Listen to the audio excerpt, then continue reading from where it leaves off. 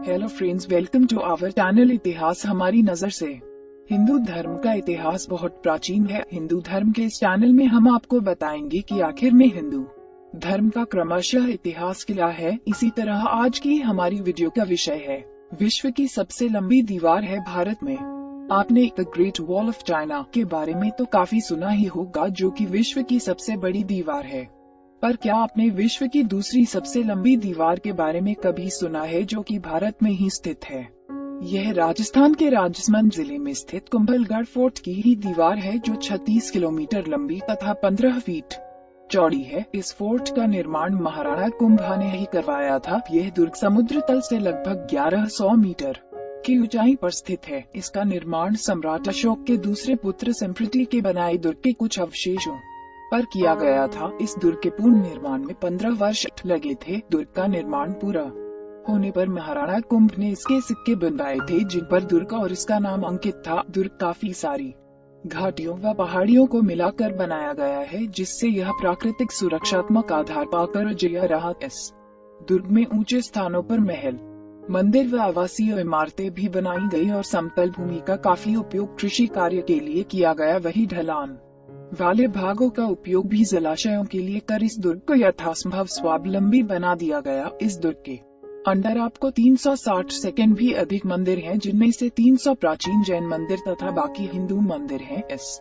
दुर्ग के एक तरफ और गढ़ है, जिसे कटारगढ़ के नाम से भी जाना जाता है। यह गढ़ 7 विशाल द्वारों व सुदृढ़ प्राचीरों से सुरक्षित है। इस गढ़ के ऊपरी भाग में बादल महल एवं कुंभा महल सबसे ऊपर है। महाराणा प्रताप की जन्मस्थली कुंभलगढ़ एक प्रकार से मेवाड़ की संकटकालीन राजधानी भी रहा है। महाराणा कुंभा से लेकर महाराणा राज सिंह के वक्त तक मेवाड़ पर हुए आक्रमणों के समय राज परिवार इसी दुर्ग में रहा और यहीं पर पृथ्वीराज और महाराणा सांगा का बचपन भी पूरा बीता था। महाराणा उदय सिंह को भी पन्नाधाय ने इसी दुर्ग में छिपाकर पालन पोषण किया था। जबकि हल्दी घाटी के युद्ध में हार के बाद महाराणा प्रताप भी काफी समय तक इसी दुर्ग में रहे थे। इस महल की निर्माण कहानी भी बड़ी दिलचस्प है, जो 1443 में राणा कुंभा ने इसका निर्माण शुरू करवाया, पर निर्माण कार्य आगे नहीं बढ़ पाया।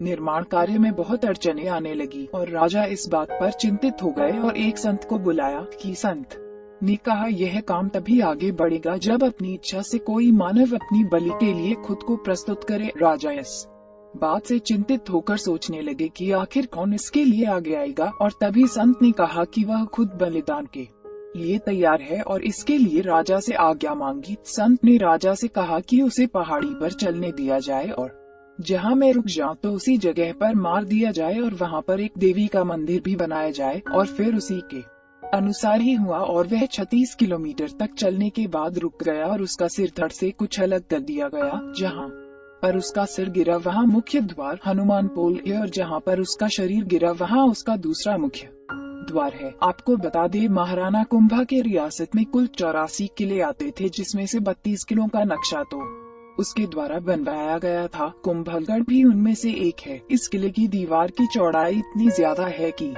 10 घोड़े भी एक साथ में उस पर दौड़ सकते हैं। जबकि एक मान्यता यह भी है कि महाराणा कुंभा अपने इस किले में रात में काम करने वाले कुछ मजदूरों के लिए 50 किलो घी और 100 किलो रुई का प्रयोग करते थे, जिनसे बड़े बड़े लैंप जलाकर रोशनी की जाती थी। इस दुर्ग के बनने के बाद ही इस पर आक्रमण शुरू हो गए, जबकि एक बार को छोड़कर ये दुर्ग प्रायः अजय ही रहा है। उस बार भी दुर्ग में पीने का पानी खत्म हो गया था और दुर्ग को बाहर से 4 अलग अलग राजाओं की संयुक्त सेना ने घेर रखा हुआ था, जिसमें मुगल शासक अकबर, आमेर के राजा मान सिंह, मेवाड़ के राजा उदय सिंह और गुजरात के सुल्तान थे। जबकि इस दुर्ग की काफी सारी दुखांत घटनाएं भी है। जैसे महाराणा कुंभा को कोई नहीं हरा सका, वही परमवीर महाराणा कुंभा भी इसी दुर्ग में अपने पुत्र उदय कारण द्वारा राज्यालिप्सा में मारे गए। हम उम्मीद करते हैं कि आपको इस चैनल के माध्यम से रोचक जानकारियां दे सके।